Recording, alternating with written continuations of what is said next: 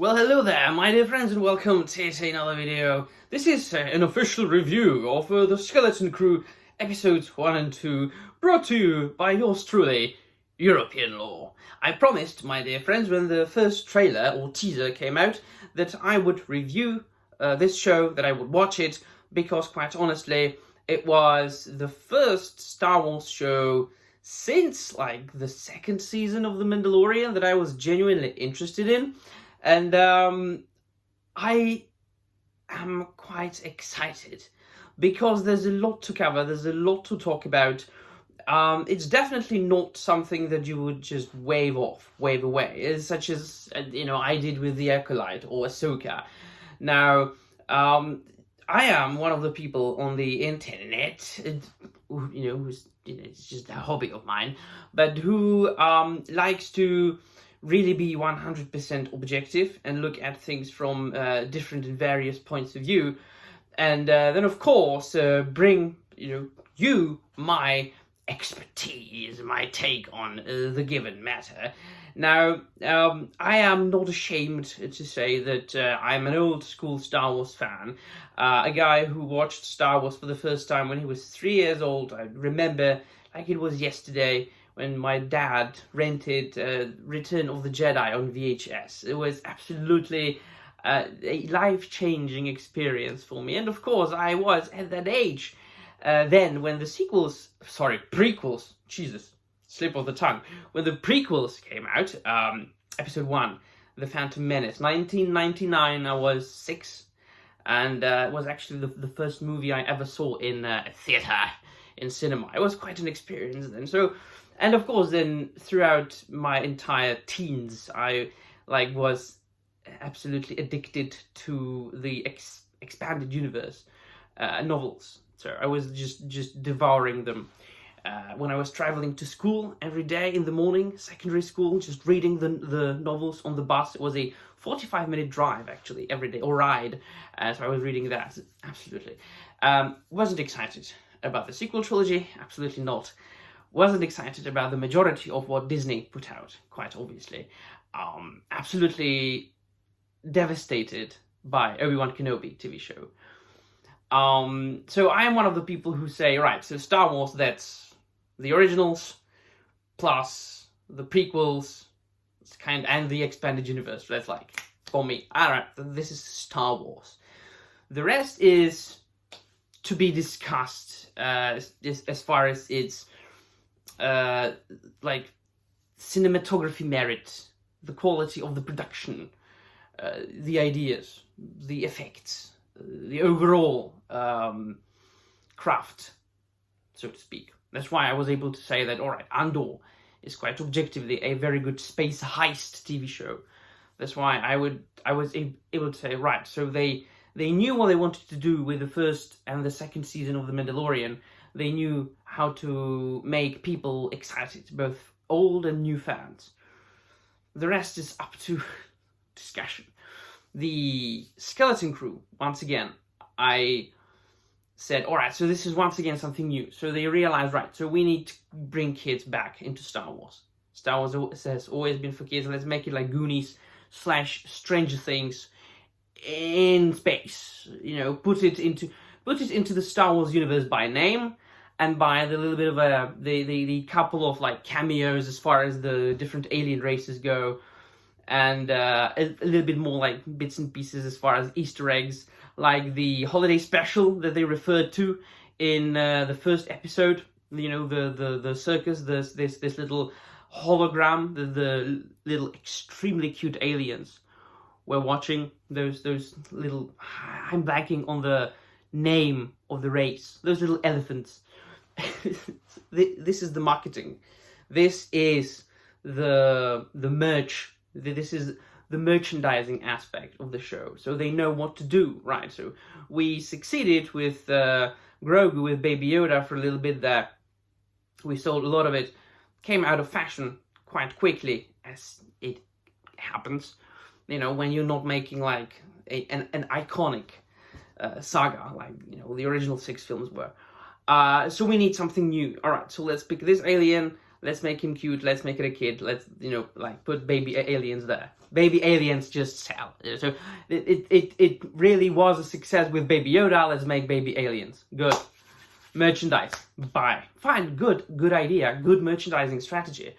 But also the first two episodes, and this is a review of the quote-unquote review of the first two episodes, not something that comes out later. That'll come next week, right?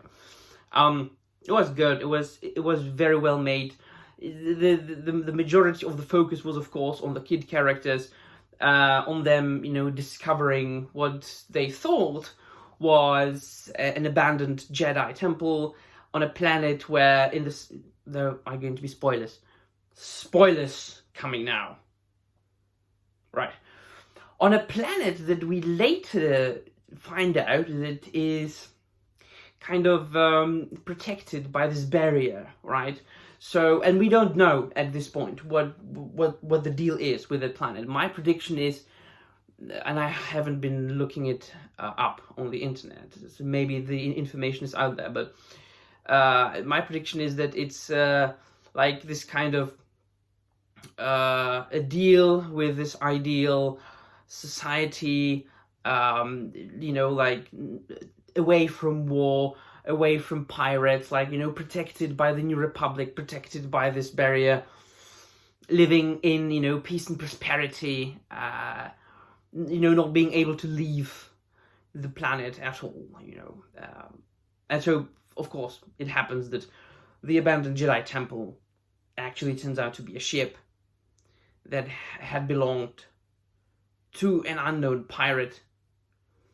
And then, of course, those kids find it, they push a button, and they leave the planet. They break the barrier, and they go. And there's a droid, wakes up on the ship, and takes them to a port, a spaceport, where pirates are.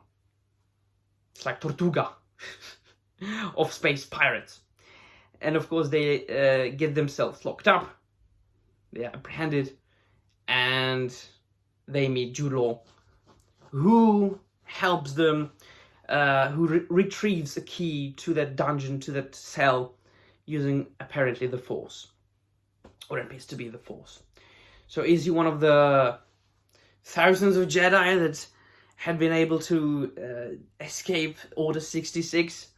It's funny to like, talk about the Order 66 in Episode 3, when, like, seemingly all the Jedi were eradicated and only a couple of them were able to hide.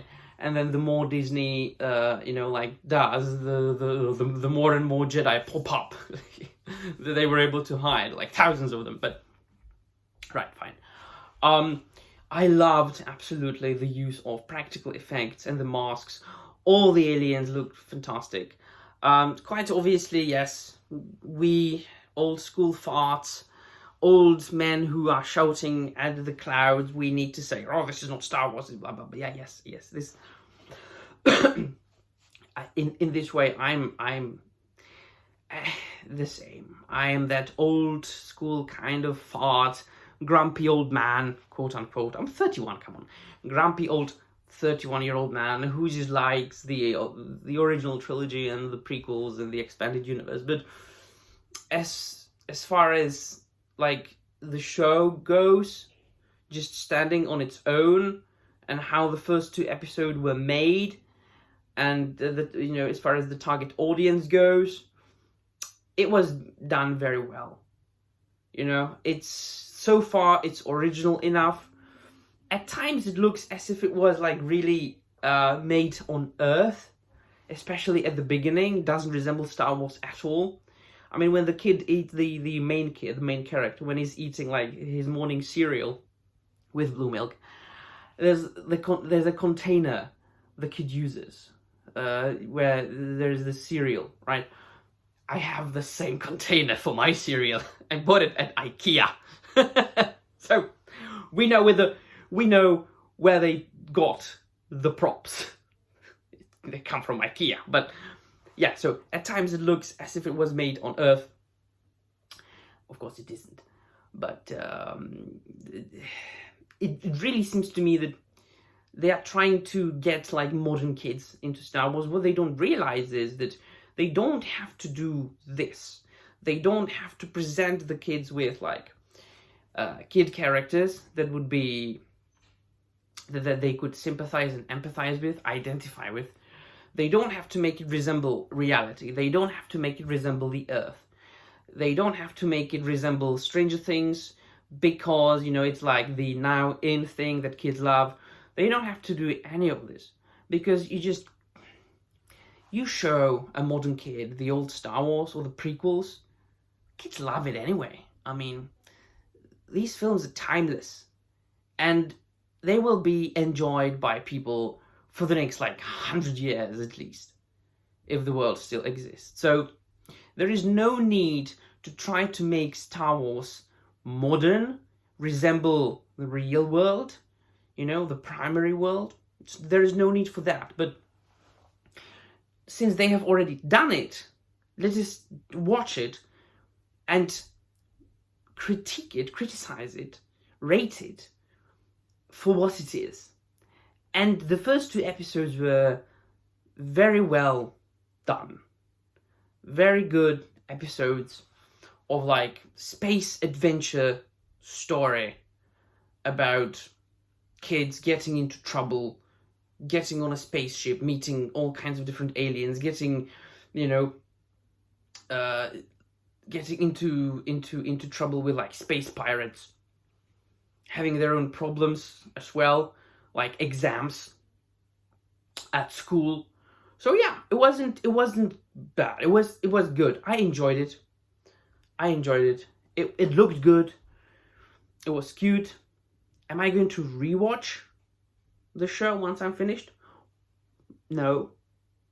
But I'm not going to go and shit on it just because it's Disney. Just for the sake of, I don't know what, proving my point, trying to engage in some sort of culture war. I'm going to honestly tell you that the Obi-Wan Kenobi was a piece of trash. One of the worst things I've ever seen on television. I'm going to honestly tell you that the sequel trilogy, especially Last Jedi and The Rise of the Skywalker, it's pieces of trash.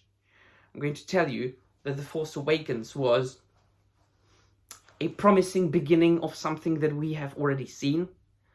But you know what I'm talking about, right? So this is my reaction, kind of, sort of. I tend to ramble a lot. Let me know in the comments down below what you think. That will be all. Thank you very much for watching, and may the Force be with you. I'll see you next week.